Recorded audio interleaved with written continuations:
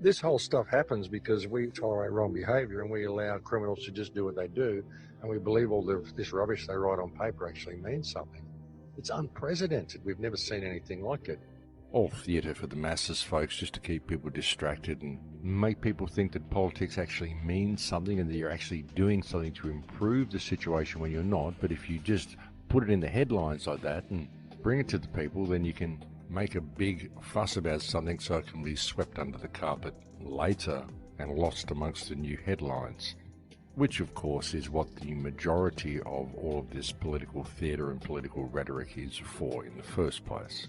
But again, so much of it is simply distraction. I mean, the human race is ridiculous when you look at it. You know, if you step back and look at the whole thing, the whole monkey show, it really does look like a monkey show. It's like a circus, folks. You've got this race of people just squabbling amongst each other, arguing over who's the best leader, who isn't the best leader, manufacturing wars against each other, dropping bombs on each other, starving each other, just doing all sorts of outrageous things against each other. Most of it is simply distraction. And of course, looking at it a little deeper, it also becomes very apparent that most of the wars that we've been fighting in the last 100 years, 150 years, have not been fought under the pretext that we think they've been fought for. What they've been mostly about has been simply to erase history, to bomb the infrastructure, to bomb the cities. That's why when countries go to war, it isn't the leaders going to war with each other. What they do is they go and they decimate all of the architecture and all of the old structures that were there from the previous civilizations. That's what most of this has been about. But yeah, that's the current state of the world, folks. It really is a joke when you look at it. You know, and attempting to find a way out of this mess, I mean, it becomes almost an impossible task when you look at just how far humanity has strayed from their path.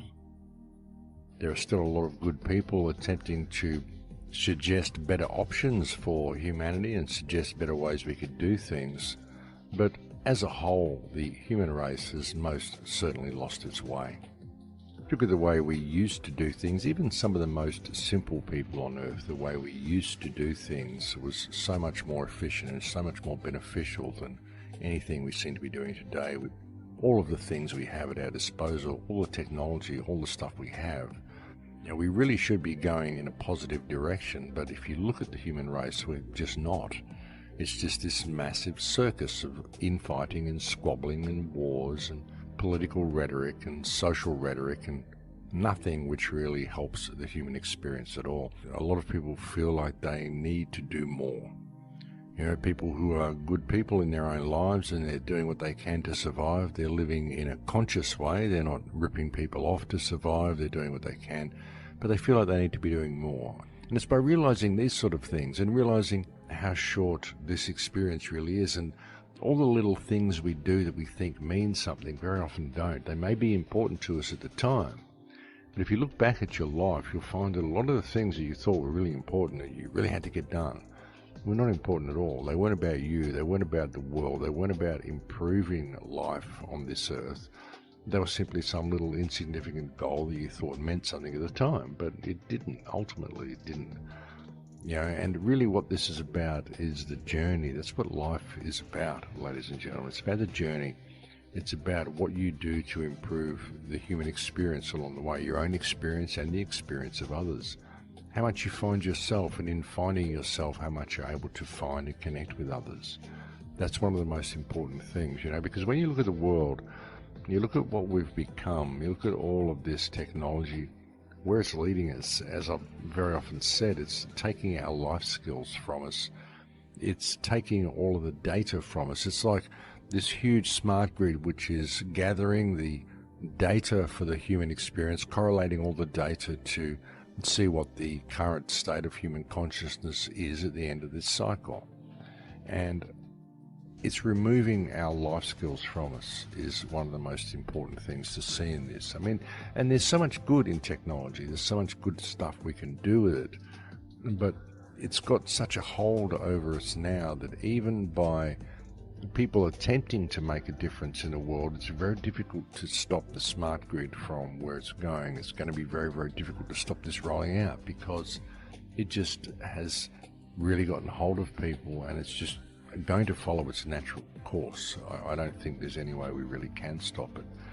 So that's the way we're going, folks, and there's very little we can do to stop it. The state of the world, folks, it really is chaotic. It's so much like a circus out there. People running around, nobody really knows what they're doing. As I said, it's like a monkey show. You know, I don't see how we can ever change the direction we're going unless there is some type of mass epiphany. We're not going to get it from any type of political rhetoric or any type of political action. The whole political system is corrupt. So there is no remedy in that arena that will ever be found. The only remedy that will be found is when people are prepared to change what's in their hearts.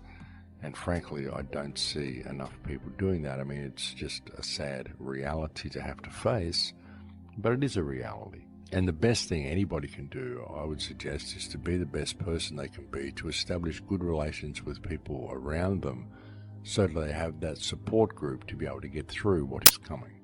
Now, there's still a lot of good people in the world, folks, for all of the terrible stuff that's happening, for all of the infiltration of the truth movement, for all the infiltration into these activist movements. There are still good people. The problem is that we're looking for some sort of external savior, some sort of external source. You know, we join these activist movements because we think the movement itself is going to bring about change. But really, as I said, it's the personal actions, the little things that we can each do every day in our own lives that makes a difference. Another thing is people's craving for information. More and more information. People want to know everything about everything, and they seem to want information, the information life can give them, more than the wisdom that life can give them. And that's an important factor as well. Yeah, the problem is that people are so lost and so disconnected from themselves that they look for gratification in these things. You know, this is the crux of the whole thing, folks. This is the key to the whole problem, the loss of self. The fact that people are so disconnected from each other because they're so disconnected from themselves. That's why I've often said if we could just respect ourselves enough, we would find that respect for other people comes by default once that point happens.